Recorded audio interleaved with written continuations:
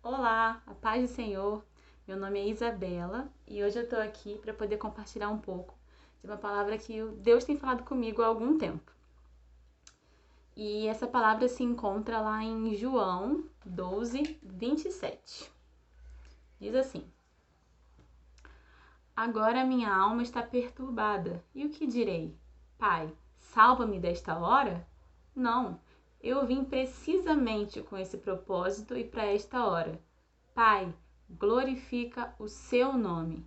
Então veio uma voz dos céus dizendo: Eu já o glorifiquei e o glorificarei uma vez mais. Esses versículos que são João 12, 27 e 28 têm falado muito comigo, muito ao meu coração nesses dias, né, de isolamento por conta da Covid-19. E aí eu queria compartilhar um pouco sobre o que Deus tem ministrado comigo. Então vamos lá. A primeira parte do versículo diz assim, João 12, 27, tá? Agora minha alma está perturbada, e o que direi? Então, o que eu aprendo aqui? Quem está dizendo isso é Jesus. E o que Jesus nos ensina aqui no começo desse versículo, né, quando ele diz, agora minha alma está perturbada, nós devemos verbalizar ao Pai aquilo que nos angustia. Hoje em dia, em que nós temos várias redes sociais, principalmente a galera da juventude, né, mas não se restringe a eles, todo mundo tem redes sociais e a gente tem vomitado a nossa alma lá nas nossas publicações, nas nossas postagens e poucas vezes temos dito a Deus, dito ao Pai, aquilo que nós estamos expondo nas redes sociais, né? E aí eu pergunto, com que intenção nós estamos fazendo isso? Será que nós estamos sendo esclarecidos o suficiente de que nós devemos dizer ao nosso Pai tudo o que tem nos afligido, nos angustiado, porque Ele é o único que pode solucionar? É o único que pode trazer refrigério para nossa alma? A gente tem que começar a pensar, a enxergar realmente Deus como um Pai, como aquele que está sempre pronto a nos receber, como aquele que está sempre pronto a nos dar colo, né? Eu sei que esse momento tem sido muito difícil,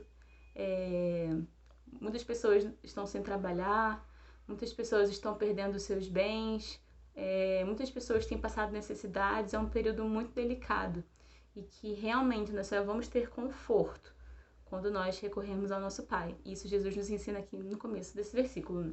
Agora minha alma está perturbada, ele está sendo sincero quanto aos sentimentos dele, porque Jesus foi 100% Deus e 100% homem. E aí ele diz assim, a minha alma está perturbada, o que direi? Pai, salva-me desta hora?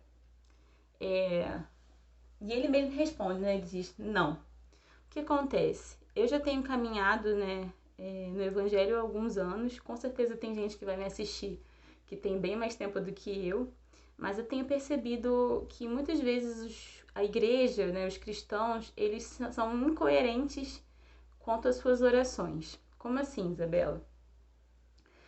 Durante muito tempo a gente ouviu clamores dizendo, Senhor, usa-me, né? A gente até pega Isaías, né, em que Deus procura e diz a quem eu enviarei, e Isaías diz, eis-me aqui, envia-me. E nós repetimos várias vezes isso, Senhor, eis-me aqui, envia-me, Senhor, eis-me aqui, envia-me, usa-me para a tua glória. E agora em que o Senhor quer nos usar, nós estamos sendo omissos, estamos nos omitindo. Então, diz aqui, vamos ler de novo, João 12, 27. E o que direi? Pai, salva-me desta hora? Não, eu vim precisamente com esse propósito e para esta hora. Se você está também, assim como eu, em isolamento, se você também está sofrendo com tudo isso que tem acontecido no mundo, eu tenho uma palavra para você. Deus te trouxe precisamente para esse momento. Foi para esse momento que ele te trouxe, né? Assim como ele disse lá para a rainha Esther. Foi precisamente para esse tempo que o Senhor te separou. Então não cabe a nós nos acovardarmos. É claro que nós não vamos ser imprudentes, nós não vamos tentar o Senhor, né, sendo insensatos. Mas nós não devemos ter medo, devemos confiar em Deus, porque Ele é bom em todo o tempo. E aí, tem um outro texto também, João, que eu queria também compartilhar com vocês, porque tem tudo a ver com isso que eu estou falando aqui, que se encontra lá em João 4,35. É uma passagem bem conhecida, eu vou ler, preste bem atenção. João 4,35. Não dizeis vós que ainda há 4 meses até que venha a ceifa? Eis que eu vos digo, levantai os vossos olhos e vede as terras que já estão brancas para a ceifa. O que eu quero te dizer é que esse período onde tem se instaurado o caos, o medo, a falta de esperança, é exatamente o período do amadurecimento da ceifa, do amadurecimento dos campos, do amadurecimento da terra. E o Senhor já disse, né? A seara é grande, poucos são os trabalhadores. Deus está procurando trabalhadores para que possam agir nesse momento. Eu acho que eu nunca vi tantas lives, tantas videochamadas feitas no viés cristão como eu tenho visto nos últimos dias. E Deus está nos chamando para que nós possamos nos movimentar, para que nós possamos expressar do caráter e da essência de Cristo justamente no período de caos. Se você parar para estudar a história dos avivamentos que já aconteceram, eles sempre vinham casados com uma crise. Ou seja, se a gente tem pedido para Deus, se a nossa geração pede a Deus, Senhor, promove um avivamento na nossa nação, nós temos que estar prontos para expressar a essência de Cristo que Ele vai promover com o avivamento em tempos de crise. Então, eu acredito que esse é um ensaio, que Deus está esperando uma resposta da igreja, uma resposta nossa para esse tempo de caos. E existe na nossa nação, nesse momento, um clamor, né, por esperança, por paz, por socorro. E quem melhor que a igreja para poder dizer aonde é que eles vão encontrar o seu socorro? Nós sabemos bem que o nosso socorro vem do Senhor. Então, esse é o seu momento. Não quer dizer que você vai ter que sair da sua casa, né, de repente ir para um outro continente, para uma outra cidade. Não. A maior missão que você pode fazer começa na sua vizinhança, começa dentro da sua casa. Comece a ver que a sua vizinhança é um campo missionário. Às vezes na sua família, na sua casa, existe um campo missionário. E esse campo está sendo amadurecido nesse tempo de caos. E a gente ouve, assim, eu já tive em alguns congressos, em algumas conferências, em que eu escutei, né?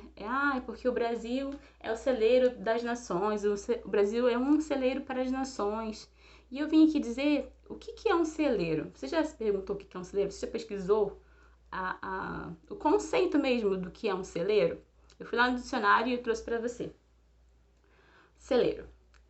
Construção rural onde se juntam e armazenam cereais, forragem ou palha, paiol, tulha, depósito de provisões, mantimentos, depósito de provisões. O que Deus está fazendo no Brasil nesse período é transformando a nossa nação num depósito de provisões. Um celeiro é uma grande despensa. E o responsável por abastecer o celeiro da nossa nação é o Senhor. Entenda isso, creia nisso. O responsável por abastecer a nossa nação, os nossos celeiros, né? O nosso celeiro, para que nós possamos compartilhar com as outras nações, é o Senhor. E a grande pergunta que eu tenho para você é: qual é o alimento que a igreja brasileira tem dado àqueles que têm fome? Em meio a tantas notícias que também têm chegado, né? Notícias que têm entristecido muito o meu coração, e eu tenho orado muito pelas lideranças e pelos pastores do Brasil inteiro. Eu fico me perguntando, qual é o alimento que nós estamos compartilhando com aqueles que têm fome? Se nós realmente somos esse celeiro para as nações, qual é o alimento que esse celeiro está compartilhando com aqueles que têm fome? E se nós queremos ser celeiro para as nações, primeiramente nós devemos alimentar os nossos, aqueles que estão na nossa nação. O alimento que nós temos compartilhado, será que foi realmente Deus que nos deu? Esse alimento, ele nutre, ele edifica, ele faz crescer? Pense nisso. O nosso clamor para esses tempos de isolamento tem que ser igual ao de Jesus lá no primeiro texto que a gente leu, né?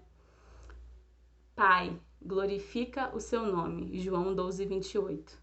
Em meio a tanta dor, em meio a tanto sofrimento, em meio a tantas aflições, nosso clamor como igreja deve ser esse. Pai, independentemente das circunstâncias, independentemente do que acontecer, independentemente dos ventos que vierem, dos desertos que nós passarmos, glorifica o seu nome através de nós. Através de nós, o Senhor deve ser glorificado, porque Ele é digno da glória.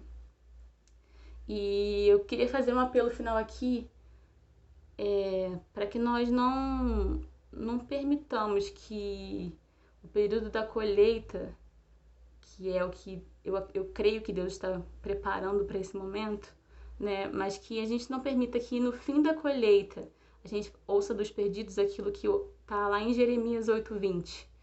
A colheita passou, o verão terminou e não fomos salvos. Então, que nesse tempo você seja realmente capacitado pelo Espírito Santo a ser um trabalhador da colheita do Senhor. E nesse momento eu queria orar com você. Feche seus olhos aí da sua casa e eu quero que você pense no que você tem sido transformado desse período de caos. Senhor, eu abençoo os meus irmãos, abençoa cada um que está vendo esse vídeo, para que nós possamos ser aprovados de acordo com o teu propósito e que ninguém se perca. Em nome de Jesus, amém. Fica na paz do Senhor. Tchau, tchau.